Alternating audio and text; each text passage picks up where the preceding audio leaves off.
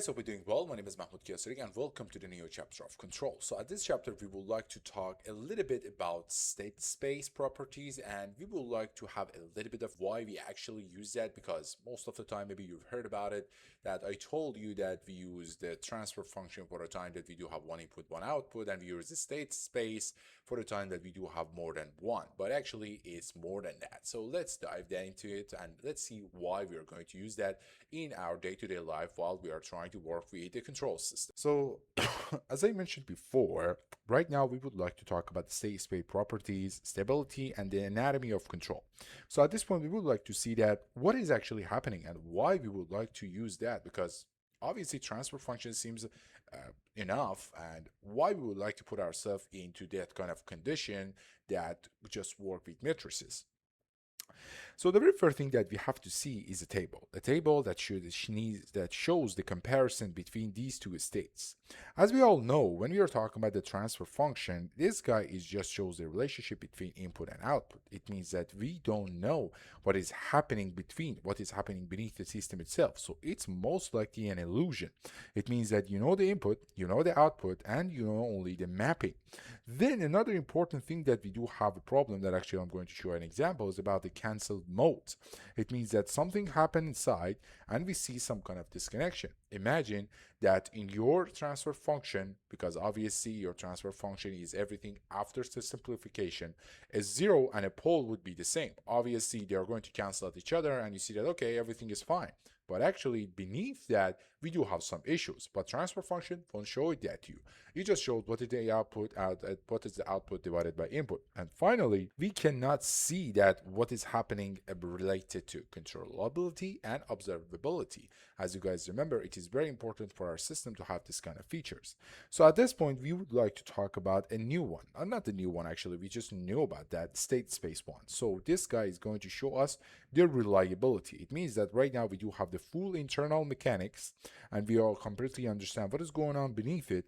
And at this point, we can see everything that is happening, so nothing is going to be hidden.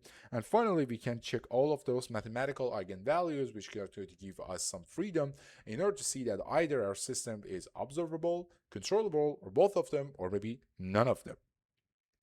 So the very first thing that we have to see is just an example. As you guys know, when we are talking about state space, we are talking about the eigenvalues. So if we do have the metrics related to A, because we know as A is going to be the DNA of our system, by just solving this some kind of equation, which is the determinant of lambda I subtracted by A is equals to 0, I can find my lambdas, which at the same time, these guys are going to be my poles.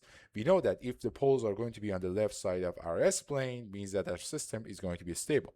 So imagine when by A was going to be like this, and you just easily put it over here, find a new matrix and find the determinant of that. You can see that your lambdas is going to be -2 and -3. And we say that the eigenvalues of the matrix are the exact same number as the poles of the transfer function. So same physics, different language, and it means that everything is fine. So imagine at this point, we would have a little bit of change. It means that instead of 0, 1, -2, -3, we are going to flip this guy to +2. This is going to be another example, and if we move alongside the way that we already know, our lambdas is going to be -1 and -2. So at the end of the day, we think that system is stable, and it is right. Well, what would happen if I just flip one of these number to +2? You can see that one of the values is going to be positive, and it means that the system is going to blow. So this is something that we know. It's not very some kind of crazy. It's related to the eigenvalues and the matrices. So at this point, we would like to see an example related to the transfer function. Imagine that you do have a system, and in this system, the relationship between input and output is going to be 1 divided by S plus 3. So you would just say to yourself that, okay, this is not a big deal. S is equals to -3. It means that my pole is going to be on the left side of the S-plane, so that everything is fine. I like my system, everything is stable. But accidentally, inside the system itself, beneath the system, your 1 divided by S plus 3 wasn't just that. Your system actually was S minus 2 subtracted by S minus 2 and multiplied by S plus 3. It means that you do have 1 0 and you have one pole that's going to cancel out each other, and you see that in transfer function everything is fine. You are going to have your simulation, then you are going to implement it in your real world, and out of nowhere you see that your system would collapse, and see that, okay, everything was fine. Why I didn't consider? You didn't consider the fact that at some point your poles and zeros can cancel out each other. And that is very, very important part. So right now I have to see based on the state space to what is actually happening inside my system. So as I just mentioned, transfer function only show the controllable and observable modes. It means that when a zero cancels a pole, that internal mode still exists. It means that you still, maybe you're going to have another zero and another pole that are going to cancel each other. So if that hidden mode is unstable, your system is going to explode. Why? Because as you can see over here, S is equals to positive 2 and S is equals to positive 2. You not only have going to 1, 0 is going to be on the right side, you also have one pole which is actually on the right side, and everything would collapse. So while the dashboard says that everything is fine, it means that while your finite transfer function is fine, your system actually has an issue. That's why we would like to talk about two up to some kind of features that we already know about that, and we would like to consider them based on the state space. The very first one was about controllability. It means that can you steer every state? Imagine that you do have a car and you can see that, okay, I can accelerate the car based on the input, but you cannot change the direction. So it means that the system goes where it wants, not where you want. Yes, the system is going to be fast or is going to be slow based on the characteristic that I'm going to give to my system, like for example, a car itself, because I can push the pedal or just can push the brake, but at the same time, I cannot use any brake. It means that your system has everything that you need, but it doesn't have any wheels. So obviously your system is not going to be usable because not all the time you're going to moving into a straight line. So in the state space matrix, as we just mentioned, we are going to make a new matrix, which is going to be C. And C has different columns. The very first column is B, then is AB, then A to the power 2B till the final one. And we would see that what? We would see that this number would be to A to the power n minus the A minus 1 to n minus 1 by B itself. What was n? N was the rank of the matrix. What was the rank of a matrix? The rank of a matrix means that how many independent, some kind of rows or columns do you have for your matrix itself. So at this point, we would like to make that matrix because I would like to see that if my system is controllable or not. If I can change everything, I would see it in output or not. So imagine that your system is going to be like this. My A is like that, then my B is going to be like this. So obviously you can make this system. The very first column is going to be, the second column would be A times B, and the final one is going to be A to the power 2B. Why we move forward to A to the power 2? Because n is equals to 3, the rank of the system, and we say that we do have right now, our C is going to be a new matrix. So how I can understand that actually this matrix is going to be, what is the rank of this matrix? Why? Because the rank of this matrix is going to help me in order to understand either my system is controllable or not. We do have two ways. First of all, you can just intuitively look at all of the columns or rows and see that all of them are independent, or you can find the determinant of the 3 by 3 matrix, which is not very hard. And at the end of the day, when we found that the determinant, if that guy is not 0, means that your rank of your value is going to be what? Is going to 3. So it means that when your rank of your C is n, means that you can control it completely. So why we say that? Because if we do have a system, and if that kind of a specific system doesn't have that information that we need, it means that it's not controllable. At one point, your system is going to be fine, but at another point, your system is going to collapse. Imagine that I do have a system, and that's my system. The rank of that specific part is not the thing that I would like. For instance, at this point, if I assume that my A is 2 by 2, the rank of the C, the matrix should be 2. Why? Because I have to make sure that based on the different inputs, based on different states, my output is going to be also stable. So based on the UT, which is going to be step response, the very X1, which is going to be the first state, is going to be stable. But on the other hand, when I do have the second part or second X2 subsystem, my system is going to be not stable. And how I understood that, because I already have the B itself and I already have B. So as we all know, C is equals to what? B A times B, because the rank of the matrix is 2, so I'm going to do something like that. And at the end of the day, I can understand that if I find the determinant of this matrix is going to be 0. So it means that I do have 2 rows or 2 columns that actually they are dependent to each other. So what I understand from this part, the state x2, which is going to be the eigenvalue of positive 2, is unstable. So it means that this is going to completely disconnect it from the input itself, and it will grow exponentially, and you have no physical mechanism to stop it. So as you can see over here, everything is going to be the same. At the end of the day, you're finding your eigenvalues. And if you find the determinant of lambda I subtracted by a equals to 0, you can obviously see that. You don't need to find the c in order to some kind of prove it. You can obviously see that one of your values is going to be positive 2. It means that your pole is going to be on the right side. It means that everything is going to collapse. Another important thing is about the observability. It means that can you see every state? Can you understand everything that is happening inside your system?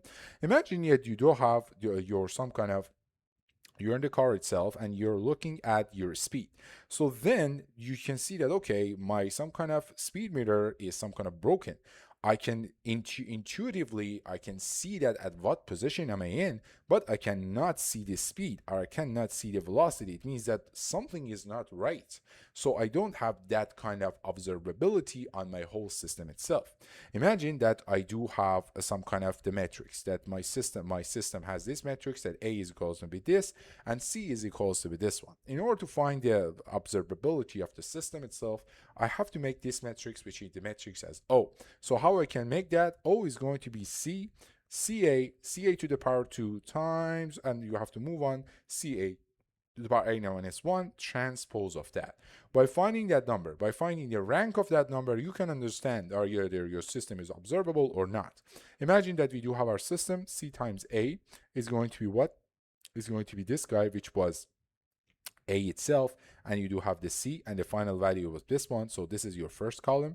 Then you do have CA to the power 2 is going to be your second column, and we already have the C itself, so C, CA, and CA to the power 2 finally is going to give you this value. If you find the determinant of this matrix, you can see that it's not 0, so it means that the rank is N, it means that rank is 3 as the same as A itself, so I do have the full observability of my system itself. So why we see that, why we would like to see that part, because whenever you try to simulate your system itself, and as I just told you, if we just only use the transfer function, you see that, okay, everything is fine. The simulation is fine. Why? Because something happened between and the poles and 0 just gets canceled, so everything is fine.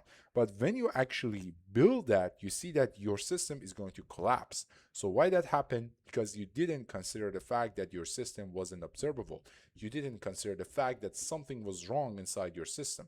You didn't consider the fact that the state space could help you, but you ignore it and you just trust the transfer function. So this is the math evidence. Imagine that you do have A as this and you do have the C as this one. So if you find that matrix, which is going to be the O itself, we call it as O, you can see that the matrix of this one or the rank of this one is going to be what? Is going to be 1. So it means that your system is not observable. What does that mean? It means that you do have an unobservable system which has unstable modes, and it means that the output looks perfectly stable while the physical state diverges. So by the time the primary sensor registers an anomaly, the structure has already failed. So that is so important why you have to consider two factors of your system, controllability and observability. So here are some kind of a very good table in order to remember everything. So when we are talking about the controllability of a system, means that can I steer it? Can I change any value of an input and I can see it in output? And when I talk about the observability, means that can you actually see what is happening inside of that? So the matrix definition is going to be C, is going to be B, with the first column AB until the end, and O is going to be C, CA until the end. So the rank requirement means that the rank of C should be N if you want to make sure that your system is controllable, and the rank of O should also be the same as that, some kind of the rank of C itself. So what is the physical analogy? It means that if your rank is not N, rank of C is not N, means that your steering wheel is broken. And on the other hand, observability means that your speedometer is broken itself. So what would happen for the failure mode means that system crashes and you cannot stop it if it's not controllable. And on the other hand, system is going to crash it and you don't know about that. This is about the observability. Another important thing that we can see as the beauty of symmetry is that imagine that you do have the system like this, and this system is A and B. So you just prove that your system is going to be controllable. The very good thing, or the very good some kind of rule of thumb is that your system 2, which contains A transport and B transport, is going to be observable. So if you have a system that is controllable, but maybe it's not observable, at the same time you do have another system that contains A transport and B transport, that system is going to be what? Observable. So it means that every controllability test has an exact observability dual.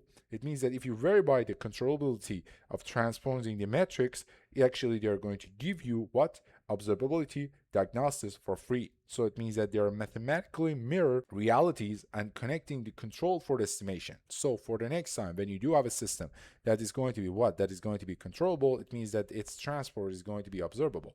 On another hand, if you have a system that is going to be observable, its transpose is going to be what? Is going to be controllable itself. So let's see an application. Let's see that why actually we do care about that. Imagine that you do have a satellite, and satellite obviously needs some controllers in order to be controlled, and you need 3 axes to control your satellite because you're talking about the 3 dimension. The first part is about the x-axis, y-axis, and about the z-axis. So everything looks fine, and you do your calculation, and after I say that, okay, let's do one last job. Let's see that actually everything is going to be controllable or not. So what you got? You do have your A, and it means that you do have 3 integers, and this is your A matrix. Then you do have your B, and after that you have your some kind of the AB itself. And at the end of the day, you see that the matrix or the rank of the matrix that you would like to have is not going to be the 3 itself. Actually, the rank of my matrix is going to be 3. So what does that mean? It means that you cannot control a 3-axis satellite because one of those axes actually is out of your control. Imagine that you do have a satellite that one of these wheels on the x-axis works and one of the wheels on another z-axis work, while there's some kind of, for instance, this axis, it could be anything, doesn't work. So it means that you only can use this one and use this wheel, and this wheel is completely not usable. So obviously you cannot control your satellite itself. So the controllability is very important at this case and at these scenarios itself. And one last thing that I would like to talk about is that, okay, not all the time we do have that kind of energy and we do have that simplicity in order to use those values or use those some kind of formulas, because obviously my matrix is going to be big. So what we can do, we do have a concept that we call it as PBH. It means that the pinpointing the point of failure. Why we use that? And the concept is like this, that we have to, in order to see the controllability and observability of our system, we have to make them CNO. But at some point, the CNO are going to be too complicated. Our input and output are going to be, for example, 3, 4, maybe more than that, and we don't have energy and we don't have that some kind of, maybe something would wrong over there. So it would be better to avoid that. So at this point, we are going to use what? We are going to use a way that we call as a PBH, the Popov Bilovich Hotis, some kind of, if I pronounce it right, and this guy is going to test to isolate exactly which mode is problematic. Imagine that you do have a system like this. You do have the A as 1, 0, 0, -2, and your B is going to be 1 and 0. I would like to test my system. So based on the eigenvalues, I know that I do have 2 eigenvalues. Lambda is going to be -2 and lambda is going to be 1 itself. So if I test my system based on the test mode 1 or based on the lambda 1, I have to build this matrix. It's going to be lambda 1 times I subtracted by A itself. So it means that my lambda is going to be 1, is going to be 1, 1, 0, 1, subtracted by what? By A itself, which is 1, 0, 0, -2, and after that is going to be the first part of my matrix, and then I do have the B itself. It means that right now I reach to this matrix. So rank is going to be 2. So it means that my system, at least from the what? From the lambda is going to 1, doesn't have any issue. Maybe some of you would say that, okay, I know that my system is not going to be stable. Why? Because lambda is equals to 1. Yes, I completely understand it, but right now we would like to see that our system is controllable or not. We are not only talking about the stability of the system. Stability of the system is something related to that most of the time the transfer function. Right now we would like to understand and study beneath the system itself. Then we move to what? Then we move to another eigenvalue. So we have to use this formula, lambda 2 times I subtracted by A, and use the final column as B. So you can see that you do have it over here. And if you find this value, you see that the rank of your matrix is going to be 1 itself. So what does it mean? It means that right now your system is not controllable while we're talking about the lambda 2 as -2. So the mode at lambda as -2 is uncontrollable. Why? Because it's stable LHP, the system won't explode. But as I just told you, the system at this lambda 2 is -2 is going to be stable. But the specific dynamic is forever out of our reach. It means that I cannot control it. So at this point, we understand that the issue is actually related to the one that we thought was going to make the system stable itself. At the end of the day, we do have the blueprint of the viable system. If I would like to say that my system is going to be viable control system, I have to consider three factors. The very first one is about the stability. It means that my lambdas all of them should on the left side, and it's not enough. That is the first thing. The second thing is about the controllability. It means that I have to find a matrix C, and I have to see that either can I steer it or not. And finally, I have to see that everything inside of that is measurable or not, which is called something that we call as observability. So at this point, you just saw that the transfer function itself is not enough. It means that if I say that my system is going to be stable or not stable based on the eigenvalues or based on the poles, it's not going to give me that much of information, because the important thing is the actual system. The important thing is that can I make a system that have two important features, which is going to be controllable. It means that if I just steer the wheel or if I can push the pedal, everything is controllable, or observable, if I can see everything that actually happening inside of that. Rather than that part, you do have a satellite and seems stable, but at the end of the day, one of the wheels won't work, and at the end of the day, your system is going to be what? Out of your hand, out of your reach. Why is it stable? But it's going to only work on specific factors. It's not going to work based on the thing that you actually need. So after that, we are going to end this chapter. It was a very fun one, but again, if you have any question, please ask the comment down below. I would be more than happy in order to help you with that. My name is Mahmoud Kiyosa.